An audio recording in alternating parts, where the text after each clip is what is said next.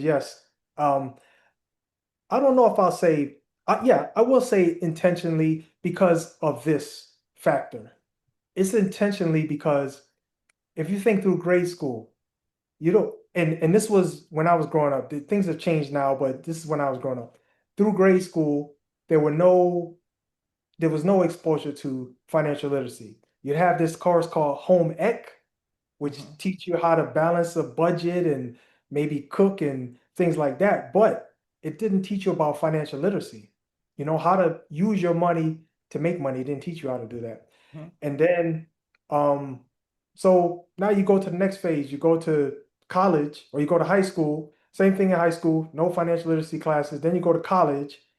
In college, unless you specifically take finance as a course, you don't get exposed to it, you know? Mhm.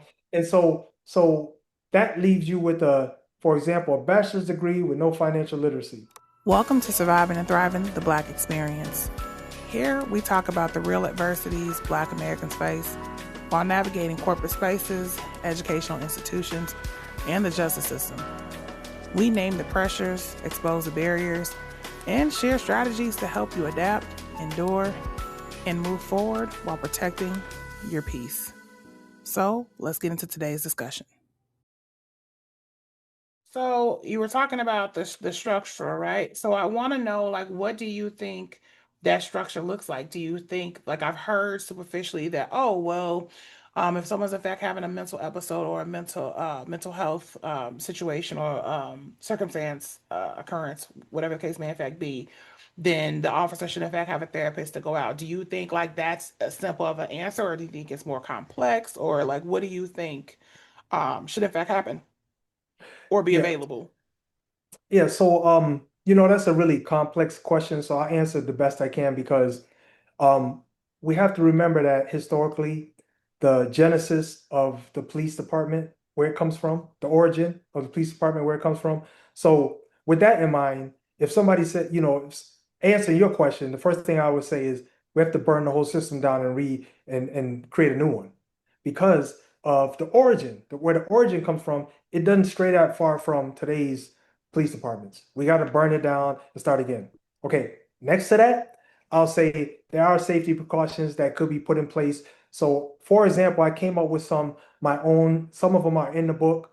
Um, People might not agree or disagree, and that's fine. But these are some of the things I thought about just because of a lot of the cases that I reviewed. And one of the things is there's a lot of times where a police officer is there's two things. Let me do these two right here. These two things can be prevented by a simple thing. The number one thing is we all see it, where a child will steal a gun, go to the school, shoot up the school, kill everybody. We've seen that several times, right? And we also see where, um, you know, they have this black market for guns where people can go buy guns and they end up doing crimes with those. Okay, what the solution I'm about to say will prevent or minimize both of those. And that is see your cell phone? What you got to do with your cell phone in order to make it work? You got to put in the passcode, right? So the same technology and same idea would be fingerprint ID.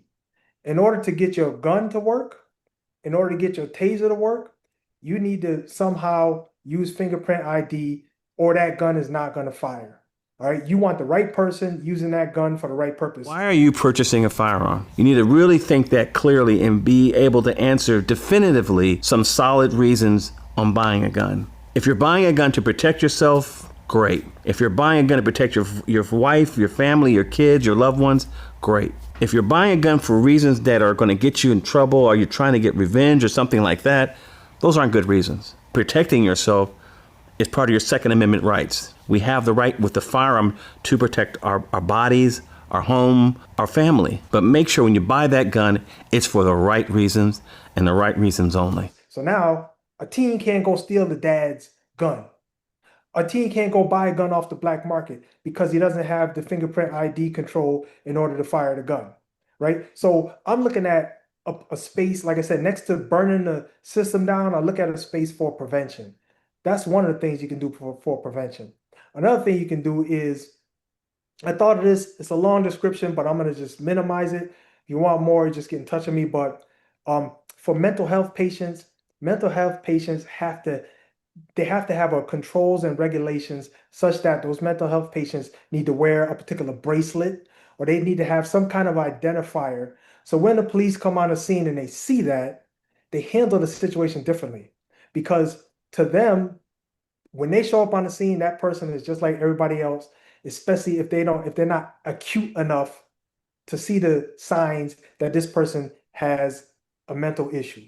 Okay? If they are, that's great. But if they're not, now they have a bracelet or they have some kind of indicator stating that they have a certified medical condition. And listen, officer, handle this situation differently or call in medical support. So I'll stop there because I could go all day with this.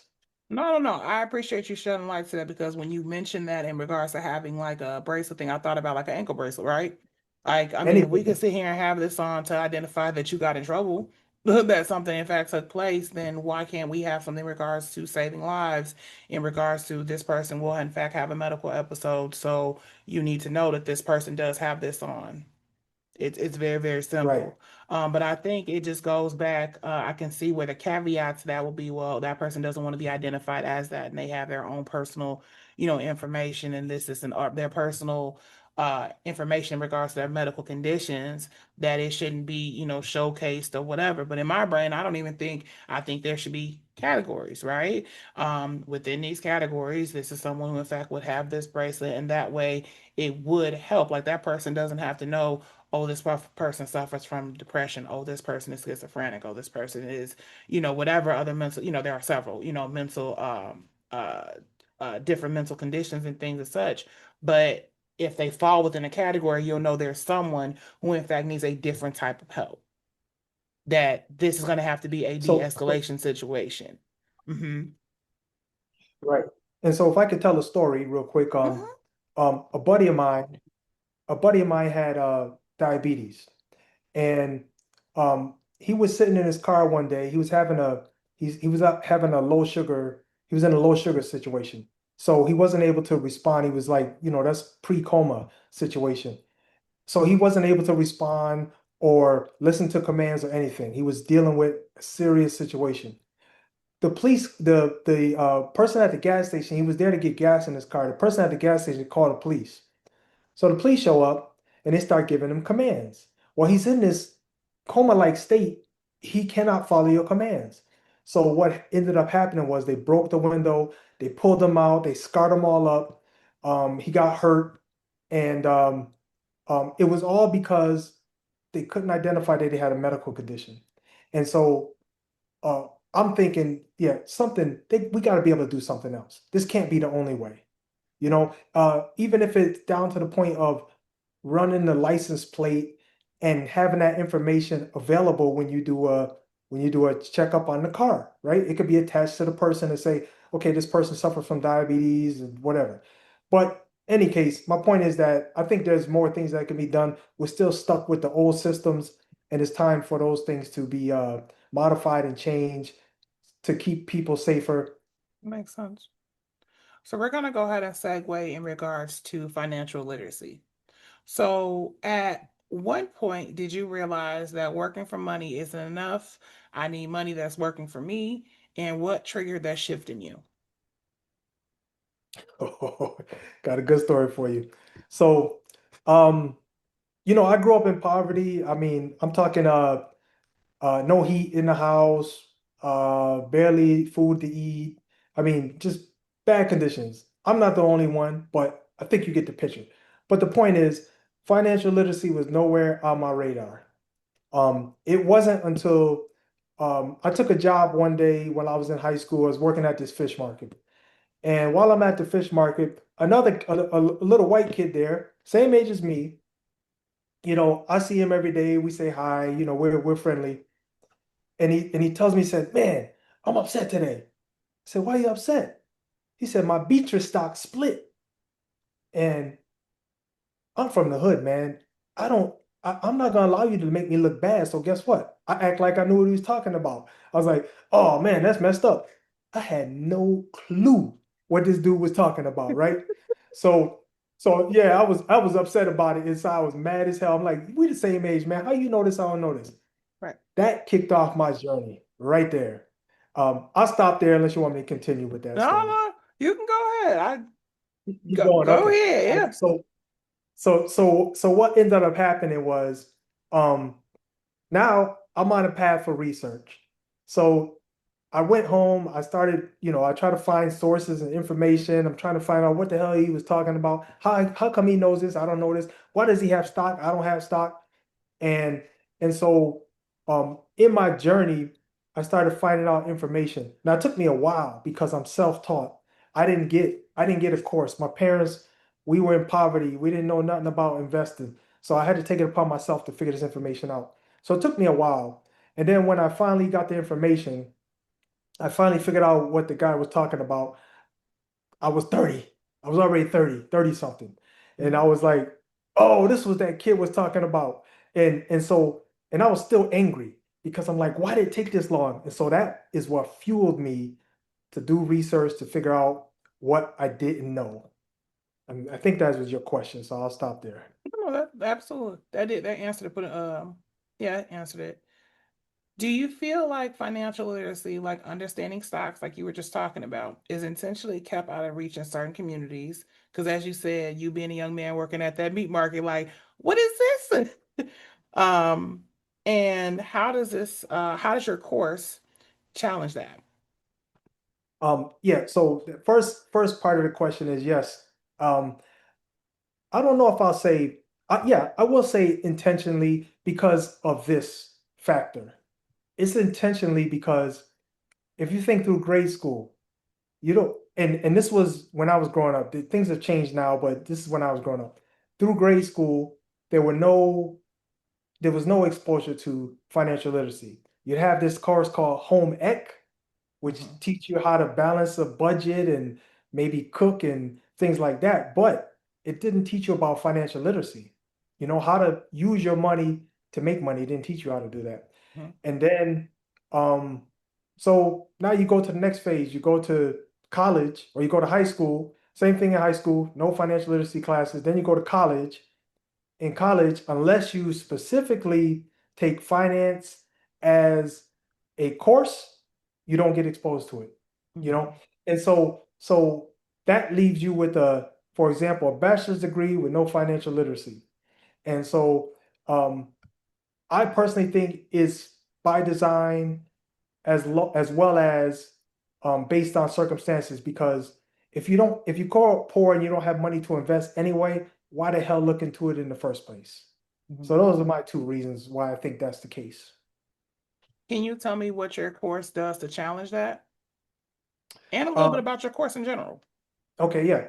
So one thing my course does to challenge that is, or what I do to challenge that before you even get to the course is explain the myths around financial literacy, such as you'll lose all your money. A lot of us black folks, we like to believe in myths. You lose all your money if you do. No, you won't.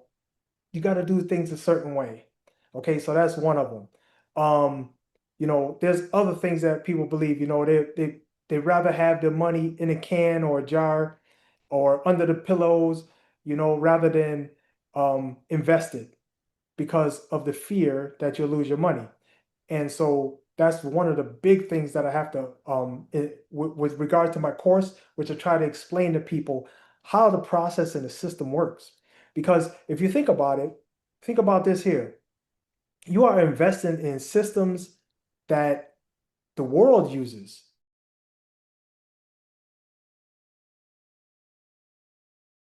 You can invest in McDonald's. How many, I'll say it this way. Raise your hand if you think McDonald's is going to go out of business. Okay, neither one of us raised our hand. So guess what? Was it Um, nobody? Nobody? yeah, right, right. So you can invest in McDonald's, you can invest in Chipotle, you can invest in whatever you want. You can say, here, take my money and grow your business and come up with new inventions, and I want a return on that money. and they'll take your money and they'll do that. And obviously, sure, this is a space where you can lose money, but you have to learn, just like with everything in life, just like with everything in life, you have to learn the rules, the process, and how to do it so that it best serves you. And so investing is no different. There's rules around it. There's certain things. For example, I'll just go through this example. Um, you have you can invest in aggressive programs, you can invest in moderate programs, and you can invest in safe programs. So, like an aggressive program, you guys all know about Bitcoin, right? So, Bitcoin, you can throw in $30,000 and lose it tomorrow. Yeah, that's an aggressive program. So, you ain't got that kind of money, don't be fooling around in that space. Mhm. Okay. Moderate programs are like programs where if you got an investor, they would put your money into these moderate programs, which are like oils and diamonds and all these other things. They accrue in value slowly over time. And then you have the low risk programs, which are programs like retirement accounts. There's a way I don't know if you know, but there's a way that you can invest in retirement accounts. You can invest in, say, how you do a 401k at your job. Mhm. Take your money and they put it in an account that accrues over time. You can directly invest in that. You don't have to go through your company. So those are the safer ones because your company even uses that. So there's a lot of different levels to investing, and until you understand them, I understand the fear. I get it. And especially when you're starting off with, like myself, starting off with little to no money, you're like, I'm not wasting my time doing that and losing my money in that. Well, let me just tell you this. There's two things that us black folks do all the time that are way more risky than investing. Number one, going to the casino. And number two, buying lottery tickets. If you got enough money to do that, you got enough money to invest, folks. So, you know, that those are way more risky than investing, FYI. I know plenty of people who do that lottery ticket All day, every faithfully. day. All All day, day. every day. And then Yep. it's the glory of like when you actually hit. And it's like, oh, I hit. But it's like, okay, so you got your money back that Yep. you spent like that week. Because think about it, unless you hit that multi-million winner, you're just pretty much getting your money back that you didn't spent essentially to a certain extent over time. And if Yeah. that. If that, yeah, yeah, right. Exactly. So I will be putting some information in regards to Mo's courses that will also be located in the description, and it'll also be in the video as well too. Um, can you tell me about, for someone who grew up in survival mode, right? Like you were talking about, and how investment can feel risky. You were talking about the aggressive versus the safe one, the retirements and things as such. How do you mentally transition from protecting what you have to growing with what you have? Because as Oh, you just said, like if someone has, for example, someone comes $10 in a pocket, how do you switch your mindset to, okay, well, now I need to invest. I got $10 in my pocket. That's just, a real low number. But just saying in general, what should the mindset be? yeah. So the mindset shift is associated with, it's not so first of all, let me say this. It's not associated with having a lot of money. It is not associated with that. It's associated with um, taking the position that you want to deliberately invest some of your money, or put some of your money in investing. So think of it this way: you create a budget, right? If you create a budget, you know where you allot your money. You got to put so much towards rent. You got to put so much towards food. You got to put so much towards gas. Got to put so much towards car repairs, etc. Right? Well, make a small bucket for investing. Look around today's classrooms. Screens are everywhere: tablets, iPads, and even smartboards. Technology is moving faster than ever before. But in a classroom full of screens, something important is slowly being forgotten: the simple magic of opening a book and seeing yourself inside the story. I wrote the forgotten page to remind children that books still matter, and that every child deserves to see themselves represented in stories they read. This heartwarming story follows Paige, a book who feels forgotten when technology begins to replace reading in the classroom, until children rediscover the power of turning real pages. The Forgotten Page is available on Amazon in English and in Spanish for classrooms, libraries, and families who believe in the power of stories. Because sometimes the stories we almost forget are the ones children need the most.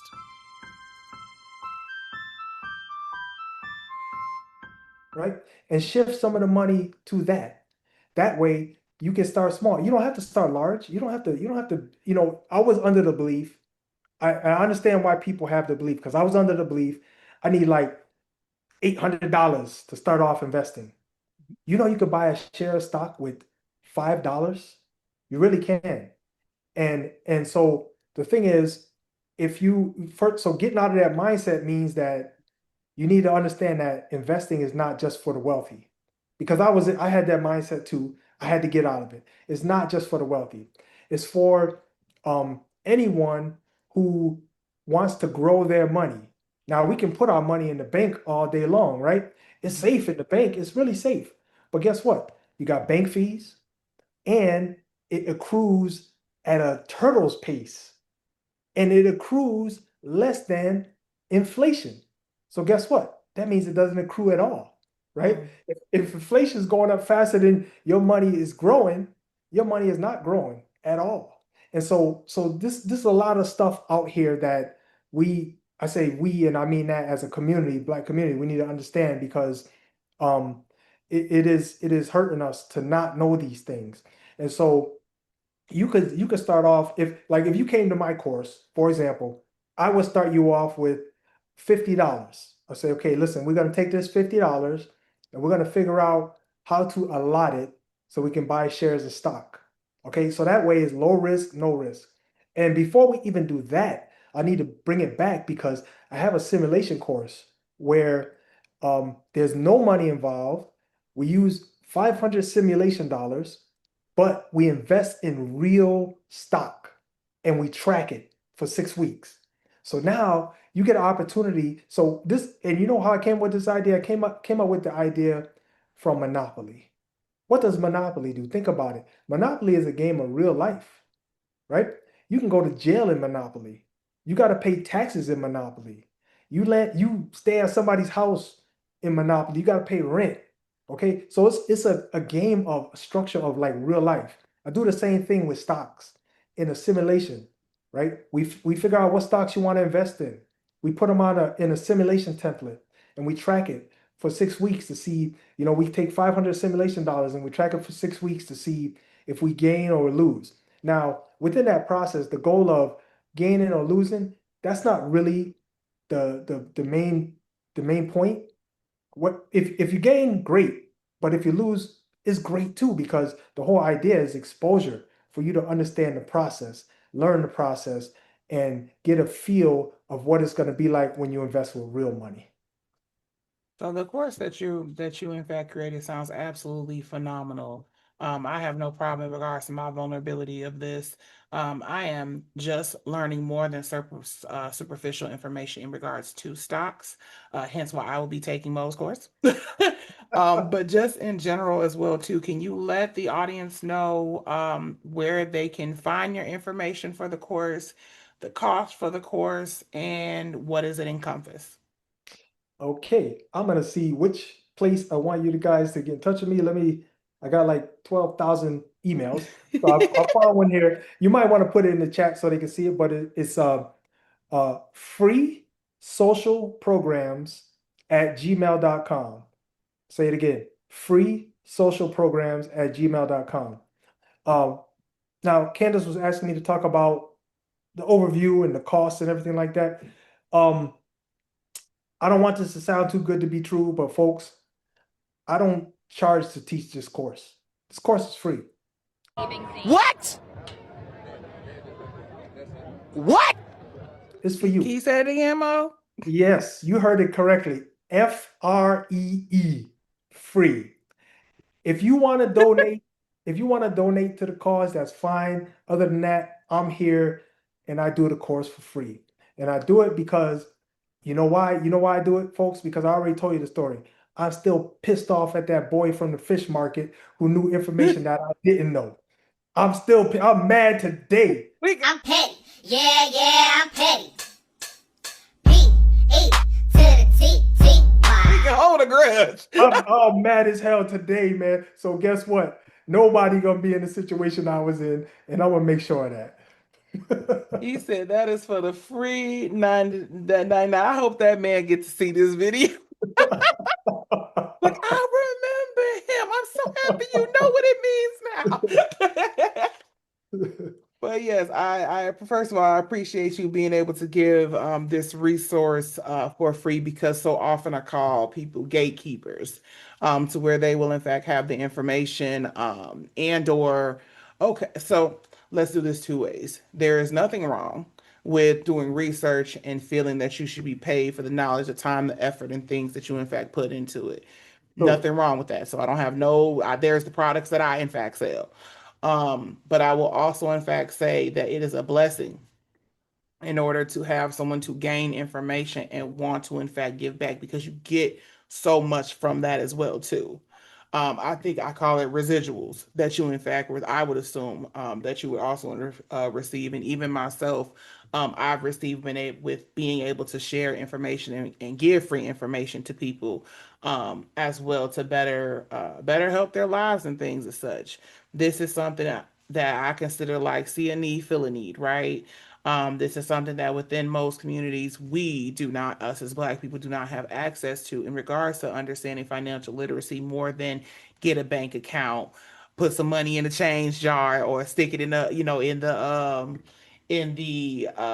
the little in the safe, or put it, under the mattress, or stack it up in that what is it, 0 to 100 day challenge thing and things, and you think you just made so much. I mean, let's call a thing, right? Like you feel like once you read, oh, I got $5,000 in this book. This is amazing, and it's like, okay, you did that, but that money about to be spent on yeah, bills and yeah, this and other. And the way yeah. you broke it down makes it seem to a certain extent like not simplistic in regards to like the research that was done, but simplistic in the fact of like once you get it, you got it, and you can. It's kind of like a rinse and repeat. It kind of sounds like. So Right, once you pretty much learn the market, which I'm assuming is some information that you in fact go over, learning when to hold them, when to fold them, right? Just like casino. So right, so I exactly. appreciate you having this information for people to be able to utilize and gain from. Um, when Let me you just say this. Let me Mhm. just say this on top of what you just said. Yep. So, just so people are not so in fear of this, it's like learning a language or math, right? We all had to learn math, right? It's a process of learning math, right? This the learning how the stock market works is no different. There's a process of learning how the stock market works. We all learned the language by listening to it and learning it and repeating it. Same thing with the stock market. You gotta get exposed to it, and just like math, you got to learn the steps in the process. So I know there are a lot of people who fear the information, or are concerned about it.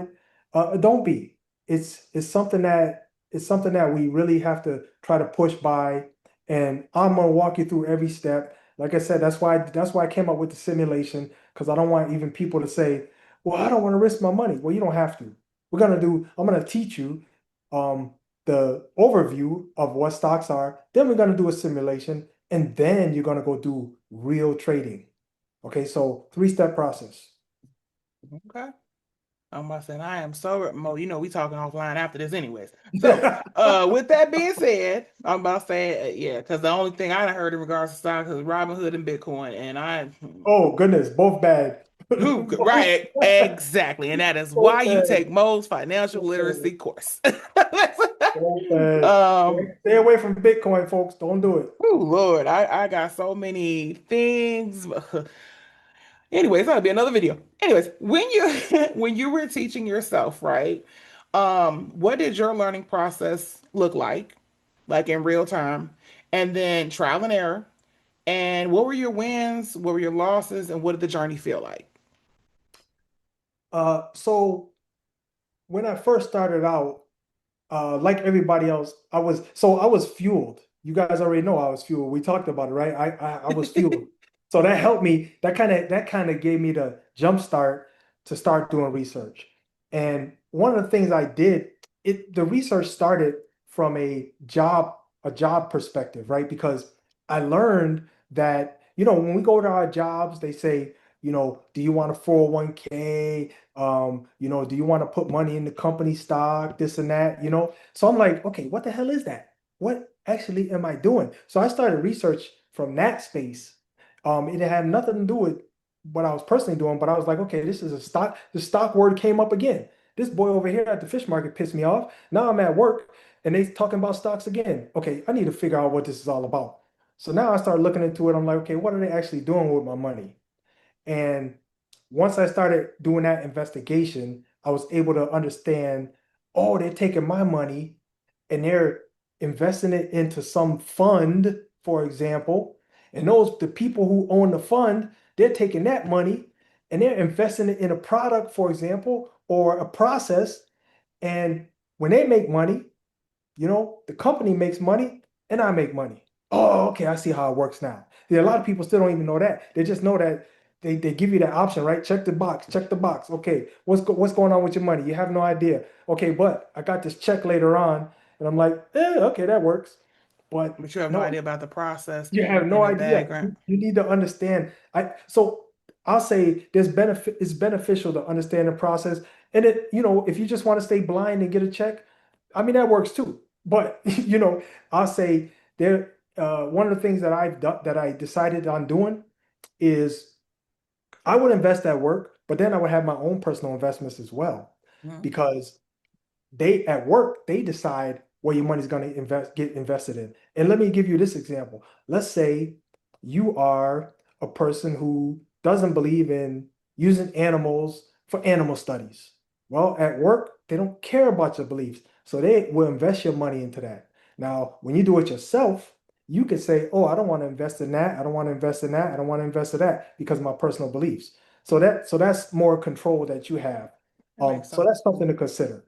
But yeah, so I figured out this is something that I really need to know, and this is something that is going to benefit me in the long run. And that's what this, and folks, let me just tell you this, just another thing. This is a long run game. Um, it's a short run and long run game. It's both, because the investing process is, you want to try to invest at least 1 year, because you get a tax benefit if you have your money invested for 1 year. If you don't, then you get hit with taxes. And say you make money, you get hit with taxes, which might be okay. If you make $1,000, if you make $1 billion or $1,000, who the hell cares? Take my taxes. I just want my money. Mhm. So it's all of that is something you need to figure out. But yeah, so hopefully I answered the question. No, that did. But I want you to talk to give a little insight in regards to what losses and or errors look like.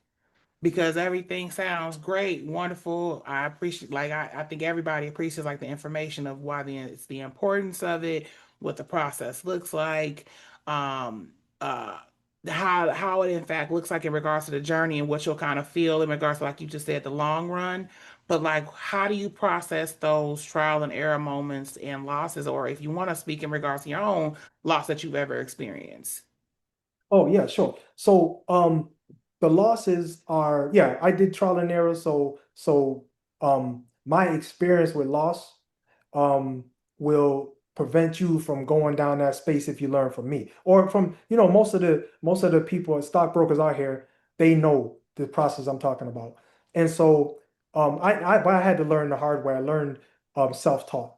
And so one category of loss, which none of us can get around ever, is if the stock market if the stock market takes a loss. The whole market goes down, you lose money. It happens. Have It you had happened to that? me. Have you had? Oh, yep. Okay, yep. Go ahead. I'm about to tell you about it right now. Yeah, it happened to me. I was buying a home, and I bought the home, guess when? The beginning of 2008. If you guys know what happened in 2008, you know that we had a subprime stock market dropped, and the housing market all dropped. So my house went from, I'll make up some numbers, they're pretty close. So my house went from 250 being worth 250,000 to worth 180,000. So Oh my I goodness. think it was actually 130,000. So that value, I'm like, I'm never going to get that back, or it's going to take forever to get it back. So, that is the kind of thing that you have to put safeguards around. And the way you do that is you don't just invest in housing. You got to invest in housing. You got to what they call diversify. You got to invest in housing. You got to invest in commodities. You got to invest in technology. You got to invest in uh, minerals. You have to diversify your portfolio so that way in the end, they all balance each other out. One falls, one gains, right? And so in the end, you take the average. And over the average, you will most likely um, gain money with your stock portfolio. So I think I answered the question that time. You did, and then some. I just thought about something, and I have a connecting story for what you were talking about. So I also had my meat market story, but it was more or less I used to work at Woodman's when I was young, and there was a gentleman I just thought about this. There was a gentleman named Brian I used to go to school with who was he was white. And I remember that one day we were sitting, I don't know how I forgot all about this.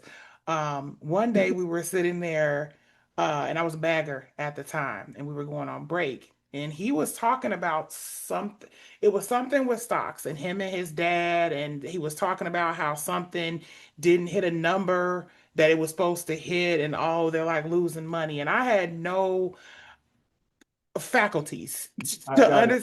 I understand got it. I anything got that it. he was saying, just like your man at the young man at the fish market. We went to the same high school though. So like we were the same age and everything. And it made me feel in that moment, I wasn't thinking, but now that I'm grown, it's like I wish I would have asked him questions. I wish I would have thought, just being honest, I'm like, I wish I would have asked them questions, but I will also say that at that time, my mind frame wasn't that. My mind frame was, oh, I'm getting this money to go get me a new outfit at Deb. Oh yeah. I'm going to Oh go yeah. get me a new outfit at Dots or something. Oh yeah. Not even thinking of if I had known and had the wherewithal that I would have been sitting there talking about, I can't wait to make money to invest in Deb. Deb went out of business. That would have not been a good investment. But Yeah. and Dots went out of business as well too. Oh But yeah. if I would have had a different mindset in regards to investing into the things that I in fact use, and I utilize, daily and things as such, I don't know, that just like connected that in that diversifying your portfolio. When you just said that, Brian said those exact words, and I had no idea what he meant.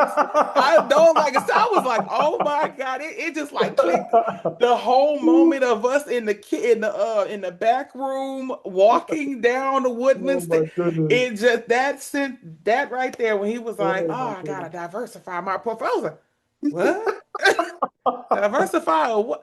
Yeah, I'm about to go get me Yeah, an right. outfit with my check. Right. Like, I don't know Right. what you're talking about. But I would also say too that had I understood the importance when I was younger, and it's not too late, me being in my 30s, it's not too late to in fact fix it now and like do different things and such. Hence why I'll be talking and doing the course with you. But it's really, really interesting to understand like kind of that leg up, that kind of bootstrap mentality that we see in society and stuff all the time when like people such as myself being vulnerable didn't even grow up with this mindset at all, didn't even understand the first thing about a stock. It seemed like just completely out of my wheelhouse and things as such, but understanding like at that time I was thinking about like what necessities I had. So I say this because there's people in the audience that are probably in that same space that I currently live in and just like not really having that information in regards to that and the importance of it. And when you do go in those jobs, you feel very transparently like less than because there's people who are having conversations about, oh yeah, this is my stock and this and oh this and this is going up and all Oh these yeah. other things. And you with a 401k, all you know is oh, at the end of the day, like it's gonna be taken out my check and it's going to be sitting here banking up over time and things and such for when I retire. And then am I supposed to touch it? Am I not supposed to touch it? Like a lot of people I feel have kind of that mindset and don't understand exactly what you just said of how that investment goes in different spaces and stuff like that. And the choice, keyword choice, that choices that you have in regards to where your in fact money goes. So I just wanted to go ahead and make sure I talked about that so that anybody who's in fact watching this does not feel that this is above your head and that, oh, these two people on the screen, everybody just always has it together. No, you're here with the man who went through the trial and errors and has figured it out on his own, and you're sitting here looking at a woman who's literally going to learn how to figure this stuff out because I try to figure out everything. Yeah. And let me say this. I Yes. need to say this because um don't hold it against yourself, because all it means is the system is working, because you're not supposed to know this stuff. You're Mhm. not supposed to get exposed to it. There's Mhm. nowhere in your educational process where you get exposed to it, and that's by design. So, it takes you it and it should be a legacy pass down thing, right? My Mhm. parents didn't pass it down to me, they're dealing with life. I can't speak for everybody else, but a lot of us, our parents are dealing with life. They don't have time to invest, money to invest. So don't hold it against yourself, but if you get the opportunity, make the change. Here's what's coming up next on Surviving and Thriving, the Black Experience. Market. What did I wish I knew at that time? And so I put the course together for basics, for beginners, for people who are still at the point of saying, well, I'm not sure I want to do that. I don't think that's a good idea. Well, come get the information and make the decision after you have the information, right? And so I put it together for, and primary purposes, exposure, and I put it together in a way where it's digestible and understandable. So it's not, super complex, and anybody can take the course, anybody can understand it. And I want, I wanted people to know that investing is not just for the rich. If you're poor, or if anybody can invest.